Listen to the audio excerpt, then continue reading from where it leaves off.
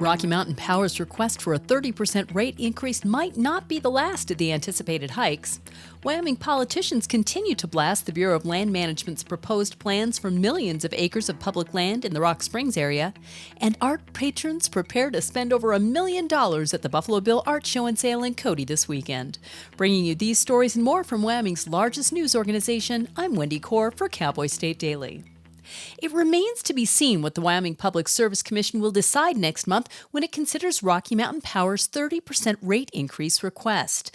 Whatever decision comes down, it may not be the final rate increase request for Wyoming's largest utility, according to energy reporter Kevin Kelo. Their current request involves cost related to their operations expenses, but they have a lot of capital cost associated with transmission lines they're building, and so it's likely they'll be coming for another request very soon. The Corporations Committee for the Wyoming Industrial Energy Consumers this week voted to adopt a resolution that opposes the requested rate increase and calls upon the PSC to conduct a thorough review of the request.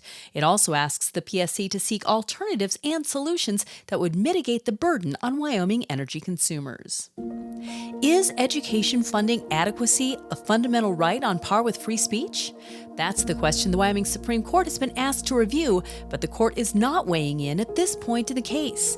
A teachers' advocacy group and several schools are accusing the state of skimping on education funding, but Cowboy State Daily's Claire McFarland said the High Court is denying the state's request for review on the legal question. Wyoming wanted the Supreme Court to announce once and for all, no, a certain level of funding is not a fundamental right on par with free speech. I think they were hoping the Wyoming Supreme Court would do that for them in the middle of this case, and the High Court said no. The Wyoming Education Association, along with multiple school districts, celebrated the victory in a Tuesday press release.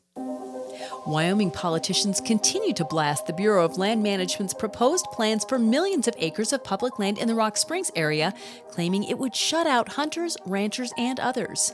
State legislators say that the Rock Springs Resource Management Plan offers no good options for Wyoming, according to Outdoors reporter Mark Hines. These BLM leases are very important for cattle ranchers. Even though it's on public land, the ranchers still need that supplemental grazing for their cattle to keep their operations going. There's also concerns over just access from the general public, like really severely restricting motorized access. The current public comment period on the Rock Springs RMP is open until November 16th.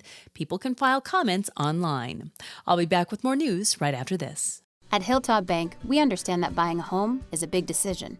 That's why we're here to be your trusted partner on the path to home ownership. Our experienced mortgage team will guide you every step of the way, from pre-approval to closing. We offer competitive rates and a wide variety of home loan options to best suit your needs. With our local knowledge and personalized service, you'll feel confident and comfortable throughout the entire home buying process.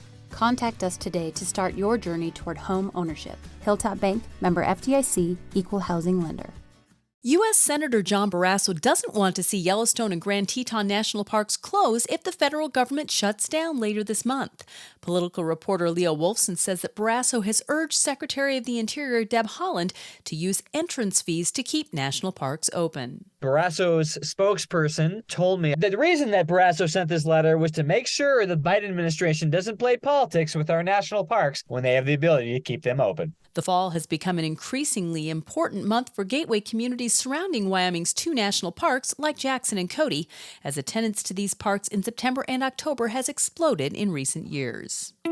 And it's Rendezvous Royale week in Cody, where artists and art patrons from across the U.S. herd into Wyoming for a week of Western art culminating in $1 million weekend. The Buffalo Bill Art Show and Sale has brought more than $1 million a year for almost a decade to benefit local nonprofits, according to Cowboy State Daily's Andrew Rossi, but he said the high dollars are in a large part a result of the personal relationships built between artists and patrons. When patrons come and bid thousands of dollars on a piece, they're not just bidding on a piece of artwork that they like. They might be bidding on a piece with an artist that they formed a personal connection with. It's that personal connection that translates to it being $1 million event year after year after year. The combined appraisal value of all 104 pieces in this year's Buffalo Bill Art Show and Sale is more than $1.24 million.